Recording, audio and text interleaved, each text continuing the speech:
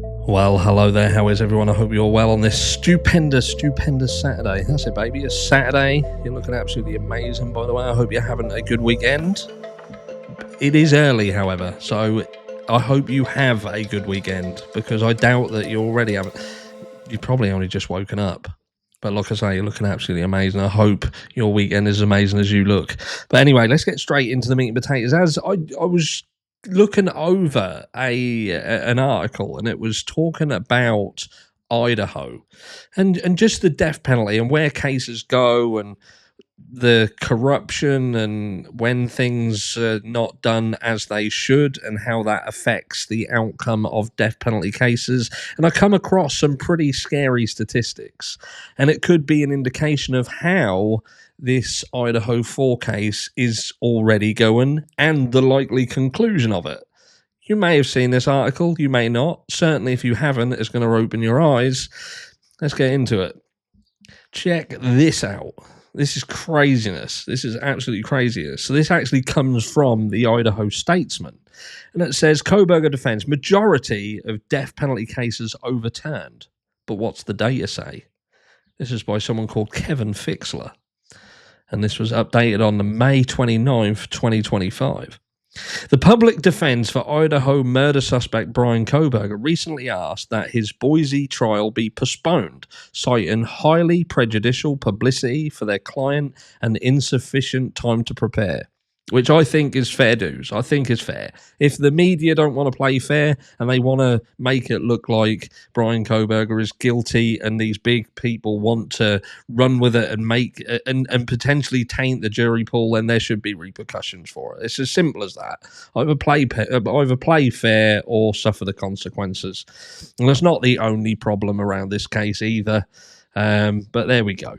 While prompt administration of justice is important to both the state and Mr. Kohberger, the constitutional guarantee of a fair trial outweighs modest delay, lead defense attorney Ann Taylor wrote. And because the majority of cases ending in the death penalty are later overturned for error, the public interest lies in ensuring a fair trial in the first instance. If Kohberger, 30, a former PhD student of criminal justice and criminology at Washington State University, is found guilty on 4 counts of first-degree murder, prosecutors intend to seek the death penalty. His much-anticipated trial at the Ada County Courthouse is scheduled to start in early August. More than 2.5 years after the November 22 stab and deaths of 4 University of Idaho undergraduate students in Moscow. Judge Stephen Hippler of Idaho's 4th Judicial District in Ada County is set to rule on the defense's request for a continuance, but have the majority of death sentences in the U.S. rarely been overturned on appeal over legal or procedural mistakes. The seminal report of the issue, produced by the Law School of Columbia University, found a 68% reversal rate nationally of death penalty convictions because of serious error. But that report is decades old, having come out in 2000. The study included about 4,600 fully reviewed cases across the US between 1973 and 1995, and on average, death sentences were thrown out in nearly 7 out of every 10 convictions because of a reversible error. This gets worse, by the way. The most common errors the study found were incompetent defense attorneys, faulty juror instructions, and prosecutorial misconduct, which included incidents of evidence suppression of innocence. Ring any bells? The death penalty system is one in which lives and public order are at stake, yet for decades has been fraught with more mistakes than we would tolerate in far less important activities. The study's lead author, James Liebman, said in a statement when it was released 25 years ago, Idaho ranked second for how often homicides led to death sentences, and also landed in the top 10 states for its overall error rate of 82%, according to the study. Reversals entail direct appeals, state post-conviction proceedings, and federal review. And this is a picture of Charles Fain, who was wrongfully convicted of the R word and murder of a young Nampa girl in 1982, was later released from prison and exonerated. He was compensated nearly $1.4 million through the state's Wrongful Conviction Act, which became law in 2021. Darren Oswald. Some of the more high-profile death sentence reversals in the state include Donald Paradis and Charles Fain, the aforementioned. Both were wrongfully convicted of murder and eventually released from prison after years spent on death row. Paradis served 21 years in the death of a 19-year-old woman near Post Falls in 1980, but then Gov. Phil Batt later commuted his sentence over questions of guilt. Paradis was released from prison in 2001. Fain spent more than 17 years on death row for the R word and murder of a 9-year-old Nampa girl in 1982. He was released from prison, as aforementioned, in 2001 and exonerated after DNA evidence pointed to another man who last year was tried and convicted of the crime.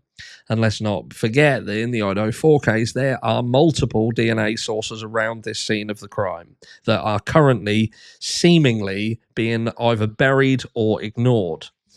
New analysis lowers death penalty reversal rates. The Death Penalty Information Center maintains the largest national death sentence database of nearly 10,000 cases nationally since 1972. About 49% were later reversed, according to an analysis by the Washington, D.C.-based nonprofit, which cases include court appeals, sentence reductions, and the exonerations, many of which remain under judicial review. Our data that is accurate, though, through January 1st, 2025, shows that nearly half of all death sentences have been reversed in some manner or another. Robin Mayer, the non-profit executive director, told the Idaho Statement in a phone interview the analysis was not specific to reversals over legal or procedural error on which the Columbia University study focused. Specific to Idaho, 24 of 55 death sentences, about 44%, have been overturned, Mayer said. Just 3 of those convictions have resulted in an execution. Idaho's last execution was June 2012, nearly 13 years ago, and the state attempted to execute death row prisoner Thomas Creech by lethal injection last year, but failed to do so when prison officials were unable to locate a suitable vein for an IV. Idaho has since paused all executions as it renovates its execution chamber to accommodate a firing squad as the lead method. And it's got a picture of Brian Kohberger there. Kohberger's defense asserted in its legal filing seeking a trial delay that a majority of death sentences are reversed over an error. That's long been accepted since the Columbia University study was released, Mayer said, but it might no longer be the case. I'm quite confident they were referring to the study that demonstrated that a majority of cases fully reviewed on appeal had been overturned, he said. So that was accurate for that time. Our data include death sentences that are still on appeal, and we don't know how many have been or will be overturned for legal error. I think previous statistics may show you that the likelihood is that some of them are also shot in the arse, though, aren't they? Several variables have contributed to the reduction of convictions being overturned in the US since the study was completed, Mayer said. For one, the number of death sentences sought in recent years has dropped dramatically, she said. 15 US states have abolished capital punishment since 1972, bringing the total to 23 without the death penalty. Another 4 states, including Oregon, have standing moratoriums on executions, according to the Death Penalty Information Center. So there you go. There is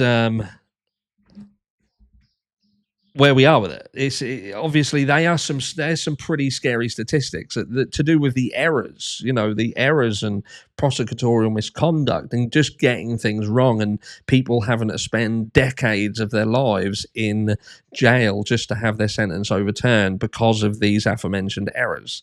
And when you look at the Idaho 4 case and you see the issues around the Idaho 4 case, you truly have to ask yourself the question, would you be happy for a trial of this gravity to be tried and convicted and a potential execution based on the evidence that you see before you now, which is largely circumstantial evidence with a lot of questions around it?